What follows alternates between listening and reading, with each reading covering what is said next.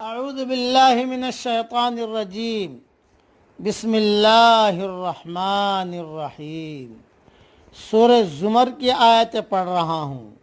آیت نمبر 10، آیت نمبر 11، آیت نمبر 12۔ قل یا عبادی الذین آمنوا اتقوا ربکم، کہہ دو کہ اے میرے ایمان والے بندو، اپنے رب سے ڈرتے رہو۔ للذین احسنوا فی ہذہ الدنیا حسنہ، جو اس دنیا میں نیکی کرتے ہیں ان کے لیے نیک بدلہ ہے۔ وَأَرْضُ اللَّهِ وَاسِعَةٌ، اور اللہ کی زمین بہت کشادہ ہے۔ انما یوفی الصابرون اجرہم بغیر حساب، صبر کرنے والوں ہی کو ان کا پورا پورا بے شمار اجر دیا جاتا ہے۔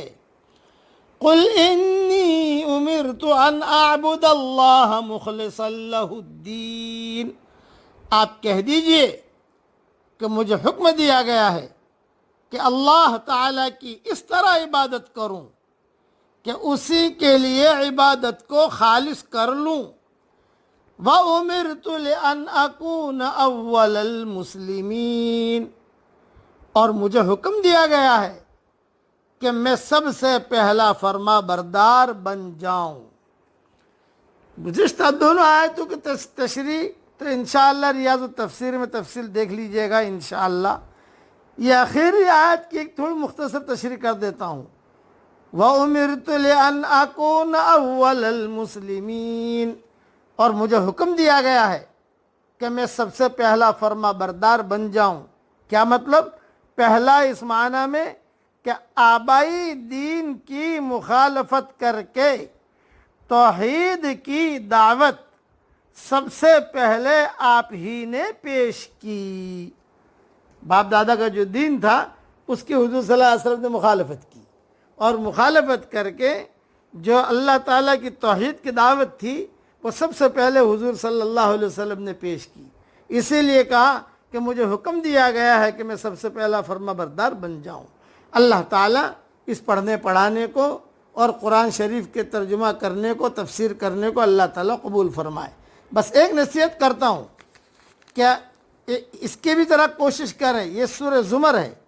حدیث شریف میں آتا ہے کہ حضرت محمد صلی اللہ علیہ وسلم ہر رات سورہ بنی اسرائیل اور سورہ زمر کی تلاوت فرماتے تھے۔ یہ حدیث صحیح ہے۔ ریاض القرآن میں سورہ زمر میں جا کر دیکھ لینا، نیچے سارے حوالے دے دیے ہیں اوپر کے کتابوں کے۔ اس لیے بھئی روزانہ اگر نہ پڑھ سکو تو کم سے کم زندگی میں تو ایک مرتبہ پڑھ لو، تاکہ حضور صلی اللہ علیہ وسلم کی یہ سنت پر عمل ہو جائے۔ ہر رات حضور صلی اللہ علیہ وسلم سورہ بنی اسرائیل اور سورہ زمر کی تلاوت فرماتے تھے۔ ترمذی میں بھی یہ حدیث موجود ہے۔ اللہ تعالی ہمیں عمل کرنے کی توفیق عطا فرمائے۔ آمین۔ وآخر دعوانا ان الحمد للہ رب العالمین۔